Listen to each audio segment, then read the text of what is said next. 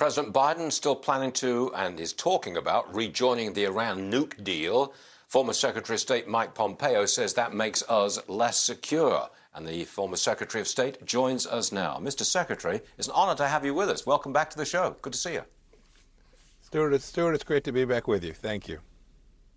It seems like since we started talking about going back into the nuke deal, the Iranians are acting up.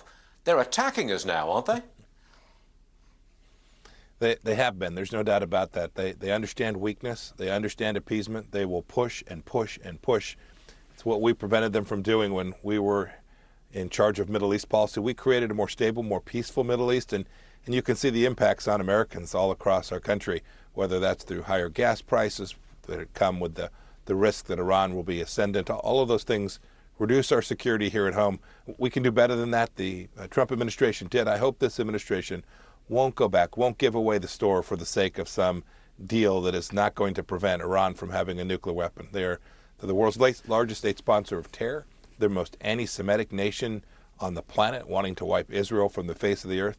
This is unacceptable, and the United States should maintain the policies that we did, which were pushing back against them in a serious way. Why do you think we're trying to do this? Stuart, it's a great question. 8 years of President Obama's policy, the deal, the same team is around, Wendy Sherman, all the same cast of characters. I think they're just wedded to this deal, which has clearly demonstrated it failed. The deal is dead. The Europeans have come to know this as well. I can't explain why they would want to go back to it. It's truly a head scratcher. It doesn't do the central thing it set out to do, which is to close out all pathways for Iran to have a nuclear weapon, but instead gives them money, gives them resources, and a clear, patient pathway to a nuclear program.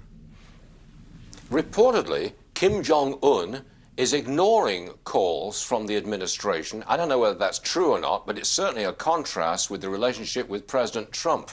What do you think is the new relationship between the United States and North Korea? Stuart, I don't know if that's true or not either. I know that when we reached out to the North Koreans, they wanted to engage with us. In fact, I was clandestinely sent over to North Korea when I was the director of the Central Intelligence Agency to have the very first meeting with Chairman Kim as part of our team to set up the summits between the President and Chairman Kim. We made some good progress. We didn't get all the way. We got them to cease long-range missile testing, a big deal for the United States of America and our security. We got them to cease nuclear testing. I hope the North Koreans will continue down that path, and I hope that this administration will engage with North Korea with the same massive sanctions regime that we did, which put real pressure on Chairman Kim to come to the table and have conversations about how we prevent a proliferation expansion inside of North Korea. Is North Korea still very much a client state of China? China has an enormous capacity, Stuart, to impact North Korea's behavior. They can turn it on, they can turn it off. We watched them engage in the sanctions regime in that way. There were times when they were good partners. They put sanctions in place. They made it more difficult. There were other times which they let off the sanctions and permitted North Korea to have resources and money. And when they did that, North Korea was less responsive. China has an enormous amount of control on the behavior of Chairman Kim. Forgive me for asking, Mr. Secretary, but I know that you're traveling to Iowa next week. I'm sure you're going to smile any moment from now. Yes, you are. There you go. And I'm sure, I have to ask, are you looking towards a run for the presidency in 2024? Stuart, I don't blame you for asking. Good on you for doing that.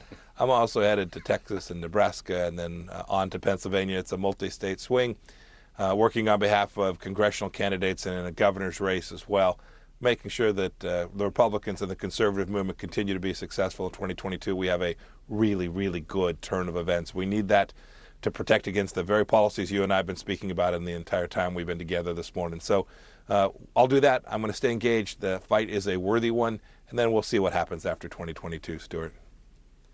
But 2024 is not out of the question entirely, is it, Mr. Secretary?